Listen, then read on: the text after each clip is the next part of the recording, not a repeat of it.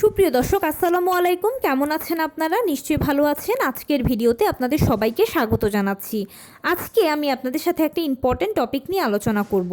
সেটা হচ্ছে সিজারের পরে আবার সিজার করে বাচ্চা নিতে হবে, এটা সম্পূর্ণ ভুল ধারণা। সিজারের পরেও নর্মাল ডেলিভারি সম্ভব, কিন্তু একটা জিনিস জানতে হবে। চলুন বলছি সেটা কি। বাই দ্য ওয়ে, মূল ভিডিওতে যাওয়ার আগে একটা কথা বলি, আমি আমার চ্যানেলে pregnancy related, specially normal delivery related অনেক ইম্পর্ট্যান্ট তথ্য ভিডিও আকারে শেয়ার করে থাকি। এই তথ্যগুলো আমার পার্সোনাল এক্সপিরিয়েন্স ও আমার ডক্টরের সাজেশন থেকে নেওয়া। তাই আমার চ্যানেলটিকে যদি একবার আপনারা ভিজিট করেন, তাহলে আপনারা আপনাদের প্রশ্নাতীত মনের অনেক প্রশ্নের উত্তর পেয়ে যেতে পারেন। আমন্ত্রণ জানাবো আমার চ্যানেলটিকে একবার ভিজিট করে দেখার জন্য। এবারে চলুন মূল আলোচনায় যাওয়া যাক।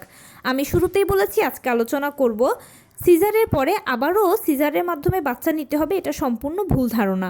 সিজারের পরেও নর্মাল ডেলিভারি সম্ভব, কিন্তু একটা জিনিস জানার আছে।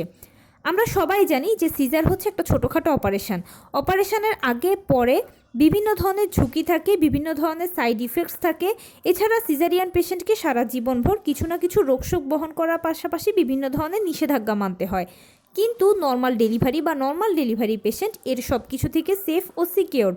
সারা জীবনভর নর্মাল ডেলিভারি পেশেন্ট ভালো থাকেন। সেই জন্য আমরা সবাই সন্তান জন্মদানের ক্ষেত্রে নর্মাল ডেলিভারিকে পছন্দ করি এবং নর্মাল ডেলিভারির প্রতি আপনারা সবসময় উৎসাহিতও হবেন। নর্মাল ডেলিভারির জন্য অপেক্ষা করবেন, নর্মাল ডেলিভারিকে সাপোর্ট করবেন। এতে সুফলটা আপনারাও পরবর্তীতে পাবেন। এখন যাদের আগে একবার সিজার হয়েছে, তাদের অনেক সময় প্রশ্ন থাকে যে এরপরে বাচ্চাও সিজারে নিতে হবে, নর্মালের কি কোনো চান্স নেই? দেখুন, 90% ডেলিভারি নর্মালে হয়ে থাকে আর 10% ডেলিভারি সিজারে হয়। কারণ কি, 90% মা বাচ্চা নর্মাল ডেলিভারির জন্য প্রপারলি ফিট থাকেন, তাই ডেলিভারিটাও নর্মালে হয়। আর 10% ডেলিভারি সিজারে হওয়ার কারণ হচ্ছে হয়তো বাচ্চার কোনো সমস্যা থাকে বা মায়ের সমস্যা থাকে। যেমন কারো বাচ্চার উল্টো পজিশন থাকে, কারো পানি কম থাকে, কারো দেখা যায় লো লাইং প্লাসেন্টা থাকে, কারো বাচ্চা গর্ভে অসুস্থ থাকে। এইসব বিভিন্ন কারণে দেখা যায় যে সিজারের প্রয়োজন হয়। এখন আমাকে জানতে হবে যে আপনার আগে কেন সিজার করাতে হয়েছিল, আপনার বাচ্চার কি সমস্যা ছিল, আপনার আগের বাচ্চাটা যে সমস্যা ছিল বর্তমানে আপনার গর্ভে যে সন্তান আছে তারও কি একই সমস্যা আছে? যদি একই সমস্যা থাকে তাহলে কিন্তু আবারও সিজারের প্রয়োজন। কিন্তু বর্তমান বাচ্চাটা যদি সুস্থ থাকে, সব কিছু যদি ঠিক থাকে, পানি, পজিশন, প্লাসেন্টা সব যদি তার একদম প্রপারলি থাকে, তাহলে আপনার এবারে নর্মাল ডেলিভারি হওয়ার অনেক চান্স আছে। ইনশাল্লাহ আপনি অপেক্ষা করবেন আপনার ডাক্তারের সাথে যোগাযোগ করে। আর যদি আপনার সমস্যার কারণে তখন সিজার করানোর প্রয়োজন হয়েছিল, যেমন আপনার হয়তো ডায়াবেটিস ছিল বা হাই ব্লাড প্রেশার ছিল বা গল ব্লাডারের সমস্যা ছিল বা অন্য কোনো জটিল রোগ ছিল যার ফলে সিজার করাতে হয়েছে, এখন বর্তমানে যে আপনি কনসিভ করেছেন, এখন কি সেই সমস্যা আছে? এখনও যদি সেই সমস্যা থাকে তাহলে আবারও সিজার করাতে হবে। আর যদি সেই সমস্যা না থাকে, গর্ভকালীন যে ব্যথা কষ্টগুলো আছে এগুলো তো থাকবেই, এগুলো বাদ দিয়ে অন্য কোনো সমস্যা যদি না থাকে, আপনি যদি সার্বিকভাবে সুস্থ থাকেন, তাহলে ইনশাল্লাহ এবারে আপনি নর্মালের আশা করতে পারেন এবং ডাক্তারের সাথে যোগাযোগ করে অবশ্যই নর্মালের জন্য আপনার অপেক্ষা করা উচিত। নবম মাসে 37 থেকে 40 সপ্তাহ হচ্ছে নর্মাল ডেলিভারির আদর্শ সময়। নর্মাল ডেলিভারিগুলো 37 থেকে 40 সপ্তাহের মধ্যেই হয়ে যায়, তাই আপনারা আপনাদের রেগুলার ডাক্তারের সাথে যোগাযোগ করে সর্বোচ্চ 40 সপ্তাহ পর্যন্ত অপেক্ষা করতে পারবেন। আর নর্মাল ডেলিভারি হওয়ার হলে ইনশাল্লাহ এই 40 সপ্তাহের মধ্যে হয়ে যাবে। অনেকে আমাকে প্রশ্ন করেন যে আপু, ডায়াবেটিস এবং হাই ব্লাড প্রেশার এসব ক্ষেত্রে কেন নর্মাল ডেলিভারিটা পসিবল হয় না, কেন সিজার করাতে হয়? দেখুন, 40 সপ্তাহ পর্যন্ত আমরা নর্মাল ডেলিভারির জন্য পেশেন্টকে অপেক্ষা করাই।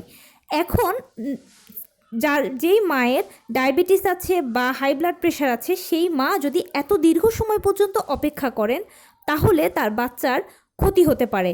বাচ্চা গর্ভে ডায়াবেটিস আক্রান্ত হতে পারে বা ডায়াবেটিস, হাই ব্লাড প্রেশারের কারণে বাচ্চা গর্ভে মারা যেতে পারে। তাই বাচ্চার সুরক্ষার জন্য, বাচ্চার যেন কোনো ক্ষতি না হয়, সেজন্য নবম মাসেই এইসব মায়েদের চেক আপ করে দেখা হয় যে বাচ্চা ম্যাচিউর হয়েছে কিনা। বাচ্চা ম্যাচিউর হয়ে গেলেই সিজার করানো হয়।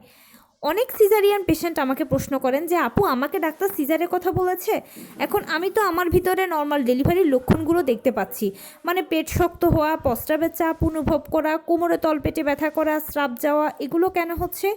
আপনাদের জন্য একটাই কথা, আপনার আগে কেন সিজার করানোর প্রয়োজন হয়েছিল? যদি আগের সমস্যাটা এখন না থেকে থাকে তাহলে ইনশাল্লাহ ডাক্তারের সাথে যোগাযোগ করে আপনি অপেক্ষা করবেন। আর আপনার বডিও আপনাকে কিন্তু সাপোর্ট দিচ্ছে, তাই অবশ্যই আপনার ডাক্তারের সাথে যোগাযোগ করে সব ঠিকঠাক থাকলে অপেক্ষা করা উচিত।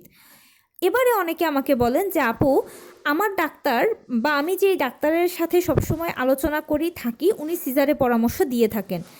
এরকম সমস্যায় যদি কেউ পড়ে থাকেন তাহলে যেটা করবেন, আপনার আশেপাশে যদি কোনো হসপিটালে নর্মাল ডেলিভারি করানো হয় বা যদি কোথাও নর্মাল ডেলিভারি করানো হয়, অবশ্যই নাম সর্বস্ব নয়, কোনো ভালো সুরক্ষিত জায়গায় বা হসপিটালে যেখানে নর্মাল ডেলিভারি করানো হয়, আপনি আপনার লাস্ট নবম মাসে যে চেক আপটা করেন সেই চেক আপের সব রিপোর্টসগুলো নিয়ে সেই হসপিটালে বা সেই জায়গায় সেখানে নর্মাল ডেলিভারি ডাক্তারের সাথে যোগাযোগ করতে পারেন, সব দেখাতে পারেন। সেই নর্মাল ডেলিভারি ডাক্তার যদি সব কিছু দেখে শুনে বুঝে শুনে আপনাকে যদি নর্মালের জন্য অপেক্ষা করতে বলে, তখন সেক্ষেত্রে আপনি সিদ্ধান্ত নেবেন যে আপনি কি করবেন। আর যদি ডাক্তার আপনাকে সিজারের কথা বলে তাহলেও একটা সিদ্ধান্তে আসতে পারবেন যে সব ডাক্তারই যেহেতু সিজারের কথা বলছে, দ্যাট মিনস সিজারের প্রয়োজন আছে। তবে আমি একটা কথা বলি, প্রেগন্যান্সি বা ডেলিভারি এগুলো খুবই সেন্সিটিভ একটা ইস্যু। এখানে সামান্য 19 থেকে 20 হলে হয়তো মায়ের সমস্যা হয়, না হয় বাচ্চার সমস্যা হয়, ম্যাক্সিমাম টাইম বাচ্চারই সমস্যা হয়। আর অথচ মা বাচ্চা একে অন্যের পরিপূরক। মায়ের যদি কোনো সমস্যা হয় তাহলে বাচ্চা সব থেকে বেশি অযত্নে থাকবে, আর বাচ্চার যদি কোনো সমস্যা হয় তাহলে মা সব থেকে বেশি কষ্টে থাকবেন। তাই ডেলিভারির ক্ষেত্রে, প্রেগনেন্সির ক্ষেত্রে কোনো নেগলেন্সি নয়, এখানে আপনাকে সর্বোচ্চ সতর্কতা মেনটেন করতে হবে। কোনো নাম সর্বস্ব ডাক্তার কিংবা নাম সর্বস্ব হসপিটাল নয়, ভালো একজন ডাক্তার, ভালো একজন হসপিটাল সবসময় চুজ করবেন। মনে রাখবেন এটা হচ্ছে দুটো মানুষের জীবনের প্রশ্ন, আর দুটো মানুষের জীবনের সাথে কোনো কম্প্রোমাইজ নয়। তো এই ছিল আজকের ভিডিও। কেমন লাগলো বলুন? যদি ভালো লেগে থাকে ও হেল্পফুল হয়ে থাকে তাহলে প্লিজ লাইক, কমেন্ট, শেয়ার করতে একদম ভুলবেন না। আর সেই সাথে আমার চ্যানেলটিকে সাবস্ক্রাইব করার বিনীত অনুরোধ রইল।